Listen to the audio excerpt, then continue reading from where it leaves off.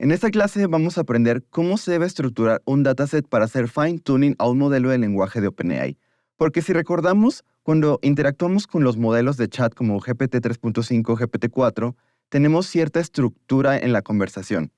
Y como podemos ver, necesitamos tener una estructura como la que vemos en pantalla. Tener un rol de sistema, su contenido, un rol de usuario, su contenido, y el rol de asistente y, por supuesto, también el contenido para que siga la conversación el modelo.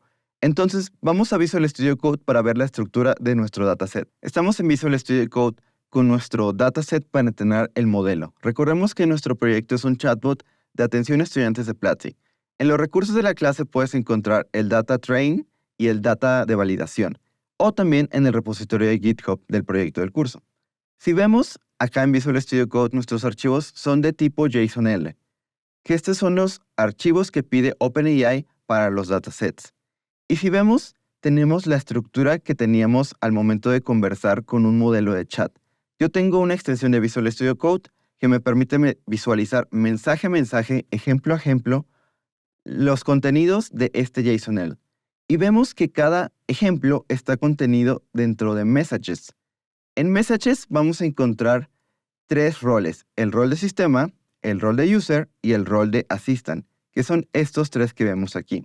Y cada uno debe tener un contenido. Recordemos que el rol de system es el que le da la instrucción general al modelo de cómo debe actuar. En nuestro caso le pedimos que sea un chatbot, un asistente de atención a clientes y estudiantes de Platzi.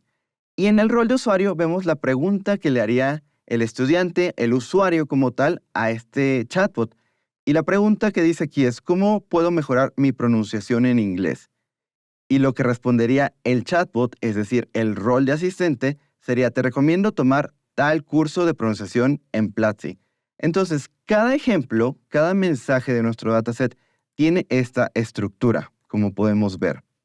Lo mismo va a pasar con el dataset de validación, que recordemos que el dataset de validación simplemente es para que al momento de entrenar el modelo podamos evaluar si se está entrenando de forma correcta, si no tiene sobreajuste, si va a responder bien las preguntas, si tiene una precisión buena. Entonces, el data de train va a tener alrededor de 1261, o me equivoco más bien, 1261 registros, y el data de validación tiene alrededor de 271 registros. Obviamente es menor porque solamente lo estamos usando para validar el entrenamiento.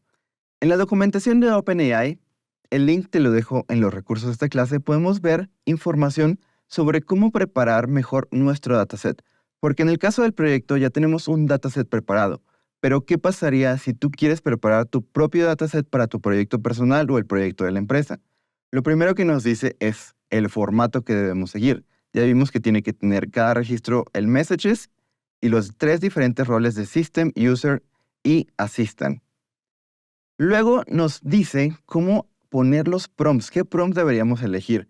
Y estos van a venir del historial de alguna conversación que tengas con clientes o ejemplos que tengas de cómo quieres que actúe tu modelo.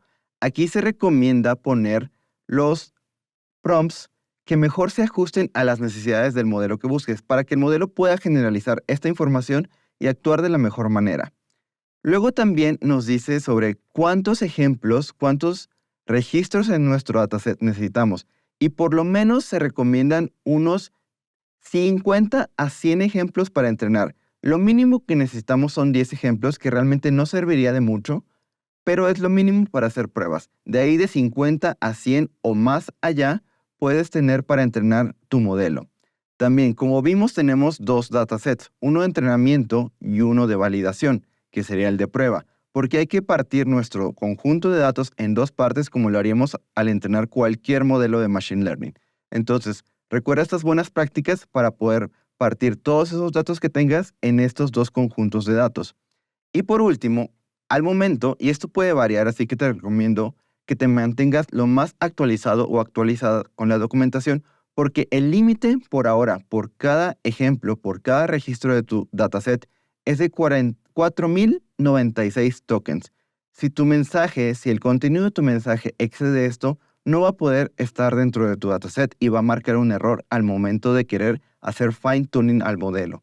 En esta clase aprendimos la estructura que debe tener nuestro dataset para hacer fine-tuning a un modelo de OpenAI. Vimos que necesitamos partirlo en entrenamiento y en validación, pero aún nos hacen falta hacer algunas pruebas para validar que nuestro dataset funcione bien, que no tenga ningún error, que no le vaya a faltar algún contenido, así que vamos a aprender de esto en la siguiente clase.